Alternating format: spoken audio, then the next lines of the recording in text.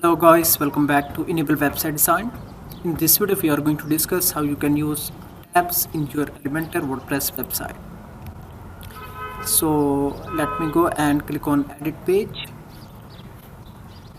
From here, edit with Elementor. Make sure that you have installed Elementor Pro plugin. After that, now let me add a new container, Flexbox container.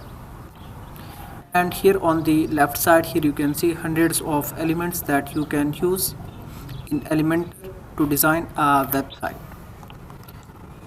Now let me search for tabs, this one, drag it here. Now inside these tabs you can create a multi-column layout by dragging containers inside these widgets. For example, let me add a grid here. Then here you can see we have 3 column rows and 2 rows are added. Here you can increase the number of columns and then you can easily add this type of columns inside these tabs. Now I want to add a pricing table. This one, let me add it here. And then now I want to duplicate one time more and then change the direction. So by default these are selected vertical. Now I can change it to the horizontal, this one. Now we can align all of these in the center. So after that, for the tab 2, this one is empty. For the tab 3 also empty. Let's go back. And here we can duplicate tab 1 again, then remove this one, and here we can add a title, web design,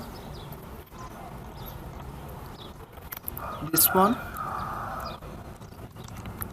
e-commerce, last one is digital marketing. So now we have these 3 different categories. Now let's see how we can change these colors for different pricing tables. So if I go and click here, for this I want to change this one, price background. Let me add different background for e-commerce. Scroll down and again black color. For the last I want to do the same thing, this one, black. For the third one, digital marketing, let me add a different background color. Click here, pricing table, and style tab, click on price, and let me add this one, this background color. You can also copy and paste the styles. That's too fast and amazing feature. Here you can go and click on publish button, and here you can view this page.